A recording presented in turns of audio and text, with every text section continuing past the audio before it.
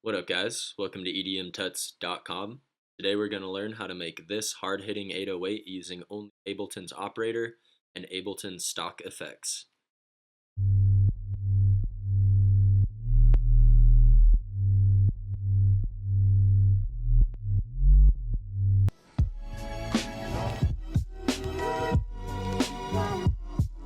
Alright, so first thing you're going to do is drag in an operator. And now the way 808s work is you basically take a clean sine wave and then you add in harmonics through distortion, which make it sound unique. Now, if you're wondering what a harmonic is the positive multiple of a fundamental frequency of a sound. Now, the fundamental frequency is the lowest sound that the sound produces. So if I play a sine wave at E,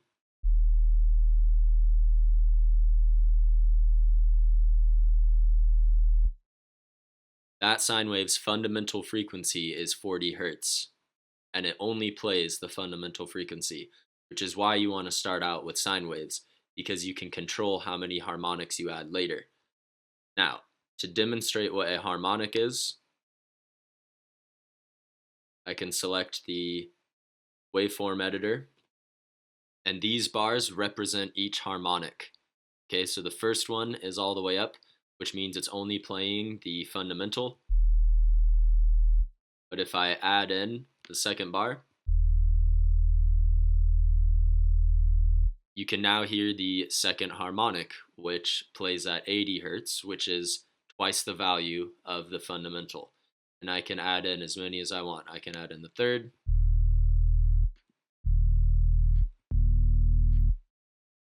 but for now we're going to stick with one.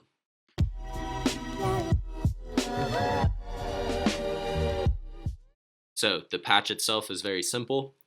Make sure you have a sine wave selected.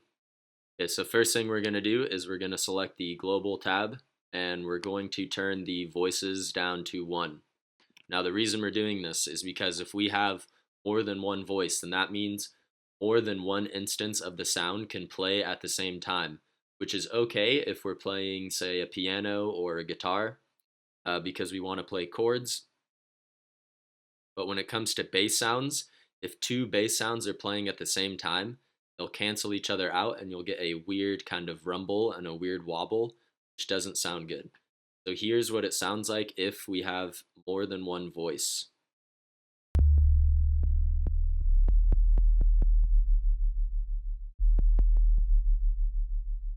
So you hear how when I play the lower note, it kind of wobbles away. Doesn't sound good. So we're going to select one voice.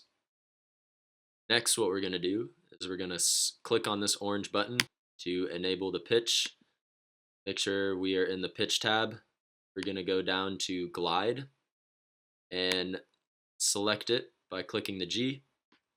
And we're going to turn the time up to about 300. So what this does is if we play more than one note at the same time, then it will glide up or down to the next note depending on the pitch. So if I play a high note,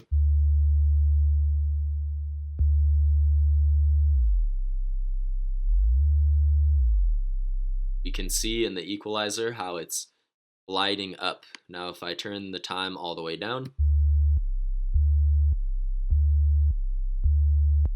then all it does is alternate between the two sounds.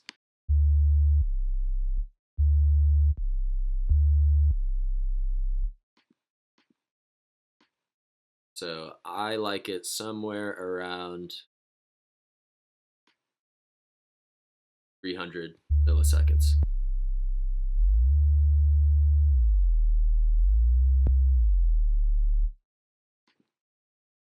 Okay, and that's it for the operator patch.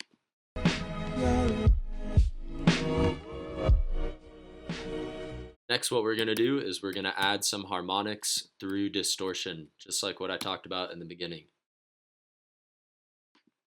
So if you're on Mac, you can hit Command F and type in saturator. Turn the drive up to about 6.9. And under the curve type, we're going to select soft sine. So the way these curve type works is that The less steep the curve is, the less distortion, and the more steep it is, the more distortion. We're going to choose soft sine, which is a nice medium. Then we're going to duplicate it, use another soft sine, and turn the drive up to about 5. And basically with these saturators, all we're doing is driving the sound so loud that it starts to clip, and it's going to add in some harmonics.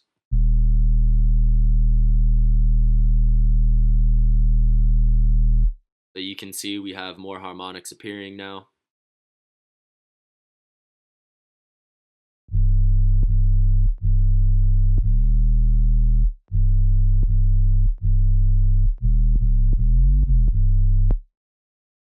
And that's about it.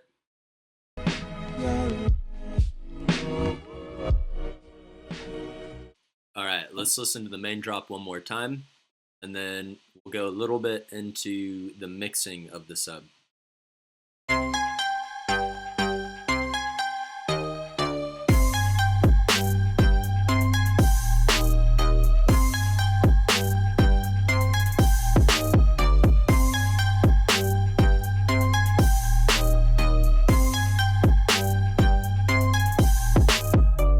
Okay, so one of the most important things is sidechaining.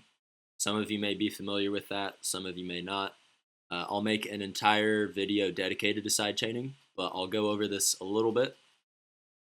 So basically, if you remember in the beginning of the video when I talked about voices and how if an 808 or any type of bass sound is played with multiple voices, as in 2 or more instances of the sound are playing at the same time, you're going to get a weird rumbly sound.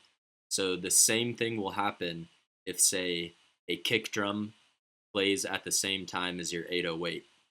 So for instance, if my kick, which is this, were to play at the same time as my 808,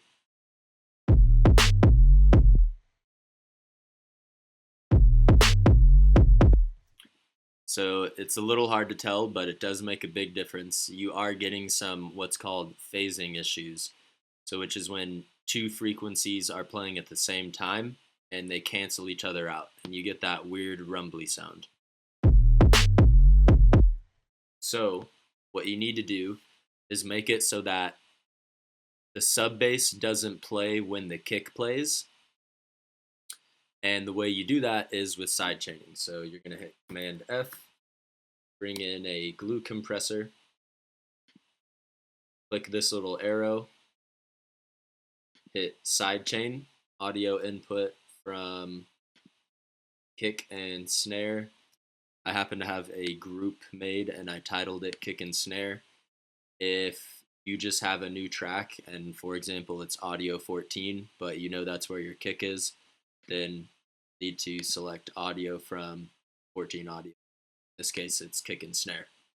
Then what you're going to want to do is bring the attack and release down and the ratio down, so that way the sidechain happens really quick. And right now we're only getting a few decibels of gain reduction. We want a lot.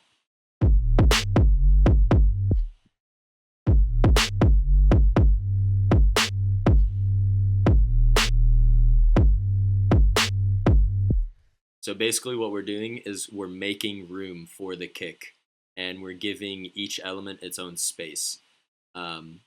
Since the kick is so short, we can turn down the volume of the sub bass when the kick hits, so that way the kick really just punches through the entire mix, and then right when the kick is over, it goes back to the sub. So in a way, it makes room for each element, but it also blends the elements together, and you get a much more cohesive mix. So sidechaining is really important to make your drums punch through and to stop them from phasing with other elements in the song.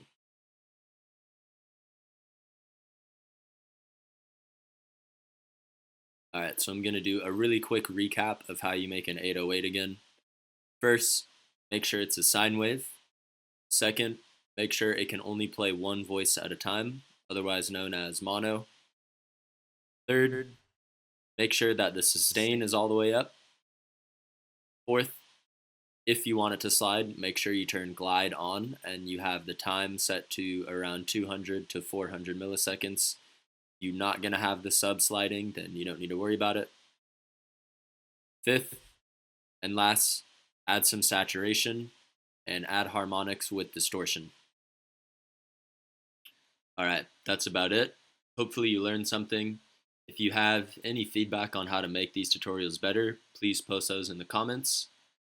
And if you get something out of these videos, if you actually learn something from them and you enjoy them, then please like them, please subscribe to the YouTube channel, and please share them on Facebook, share them with your friends. Anything like that really helps out, and it will help me to continue growing and keep making great tutorials. So thank you.